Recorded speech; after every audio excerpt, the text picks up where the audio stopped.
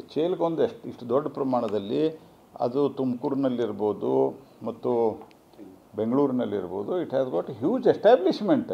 ಹಿಂಗೆ ತೊಗೊಂಡು ಅಲ್ಲಿ ಮಾಡೋಕ್ಕೆ ಸಾವಿರಾರು ಕೋಟಿ ರೂಪಾಯಿ ಇನ್ವೆಸ್ಟ್ಮೆಂಟ್ ಇದೆ. ಅದು thousands of crores of rupees investment ಇದೆ. ಹೊಸದು ಇನ್ನೂ ಹೆಚ್ಚಿನ ಒಂದು ಅಲ್ಲಿ ಈಗಾಗಲೇ ಸಾಕಷ್ಟು ದೊಡ್ಡ ಪ್ರಮಾಣದಲ್ಲಿ ಹೆಲಿಕಾಪ್ಟರು ಇತ್ಯಾದಿ ಮಾಡೋದಕ್ಕೆ, ಮ್ಯಾನುಫ್ಯಾಕ್ಚರಿಂಗ್ ಮಾಡೋದಕ್ಕೆ ಭಾರತ ಸರ್ಕಾರ ಈಗಾಗಲೇ ಎಚ್ ಎ ಎಲ್ಗೆ ಆರ್ಡರ್ ಕೊಟ್ಟಿದೆ. ಕಾಂಗ್ರೆಸ್ ಕಾಲದಲ್ಲಿ ಎಚ್ ಎ ಎಲ್ ಪೂರಾ ನೆಗೆದು ಬಿದ್ದೇ ಹೋಗಿತ್ತು ಆಲ್ಮೋಸ್ಟ್. ನಾವು ಬಂದವರಿಗೆ ಲಘು ವಿಮಾನ ಮತ್ತು ಹೆಲಿಕಾಪ್ಟರು ಈ ಥರದ ಅನೇಕ ಸಂಗತಿಗಳನ್ನು ಕೊಟ್ಟಿವಿ. ತುಮಕೂರಿನಲ್ಲಿ ಯಾರು ಮಾಡಿದ್ದು? ನಾವು ಮಾಡಿದ್ದು, ಇವ್ರು ಮಾಡಿದ್ದಾರೆ.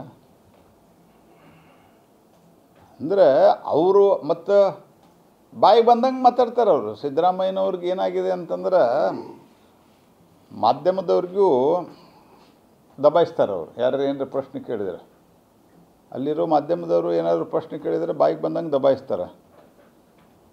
ಇವತ್ತೊಂದು ನಿನ್ನೊಂದು ಸ್ಟೇಟ್ಮೆಂಟ್ ಬಂದಿತ್ತು ಅವ್ರದ್ದು.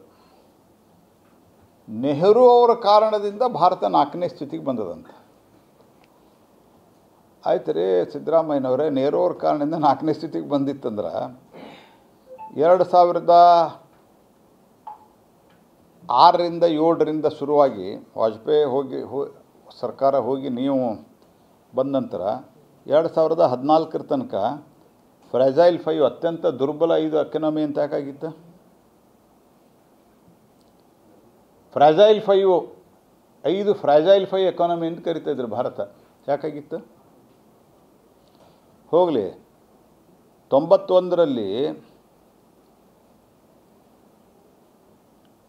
ಬಂಗಾರ ಒತ್ತೆ ಇಟ್ರಲ್ಲ, 91 ಟನ್ ಅಲ್ಲ, 91 ಟನ್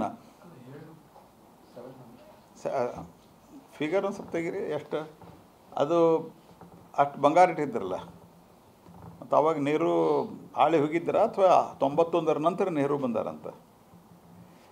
ಈ ಬುದ್ಧಿ ಭ್ರಮಣೆ ಆಗಿದೆಯೋ ಅಥವಾ ಸೋನಿಯಾ ಗಾಂಧಿನ ರಾಹುಲ್ ಗಾಂಧಿನ ಪ್ಲೀಸ್ ಮಾಡಿದರೆ ನೆಹರುಗೆ ಹೊಗಳಿ ನನಗೆ ಇನ್ನೊಂದು ಸ್ವಲ್ಪ ದಿವಸ ಮುಖ್ಯಮಂತ್ರಿ ಮುಂದುವರಿಸ್ತಾರನ್ನುವಂತಹ ಆಸೆ, ಬಾಲಿಶ ಆಸೆಯಿಂದ ಹಿಂಗೆ ಮಾತಾಡ್ತಾರೋ?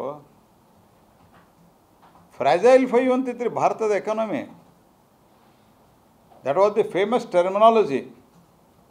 ಮತ್ತು ಇದನ್ನು ಹೌದು ನಮ್ಮ ಸ್ಥಿತಿ ಹಿಂಗಿದೆ ಅಂತ ಲೋಕಸಭೆ ಒಳಗೆ ಅವತ್ತಿನ ಸಂದರ್ಭದಲ್ಲಿ ಆರ್ಥಿಕತೆಯ ಮೇಲೆ ಚರ್ಚೆ ನಡೆದಾಗ ಅವತ್ತಿನ ಕಾಂಗ್ರೆಸ್ ಸರ್ಕಾರ, UPA ಸರ್ಕಾರ ಒಪ್ಕೊಂಡಿತ್ತು, ಹೌದು ಹಿಂಗಿದೆ ಸ್ಥಿತಿ, ಸ್ವಲ್ಪ ಗಂಭೀರ ಇದೆ, ನಾವು ಸರಿ ಮಾಡ್ತೀವಿ ಅಂತ.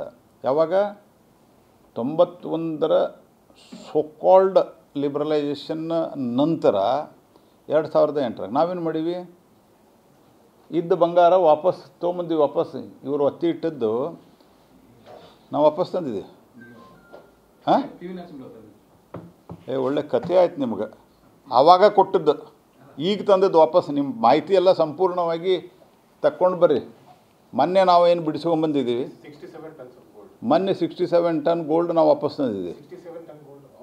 ಅವ್ರು ಇಟ್ಟಿದ್ರು, ನಾವೀಗ ನಮ್ಮಲ್ಲಿ ಇಡೋದಕ್ಕೆ ಜಾಗ ಇರಲಿಲ್ಲ ಬಂಗಾರವನ್ನು. ಇವನ್ನ ನಮ್ಮದೇನು ಬಂಗಾರ ಇರ್ತದಲ್ಲ ಅದನ್ನು ಬ್ಯಾಂಕ್ ಆಫ್ ಇಂಗ್ಲೆಂಡ್ದಲ್ಲಿ ಇಡ್ತಾಯಿದ್ವಿ. ಯಾಕಂದರೆ ಭಾರತದೊಳಗೆ ಇಡೋದಕ್ಕೆ ಜಾಗ ಇರಲಿಲ್ಲ.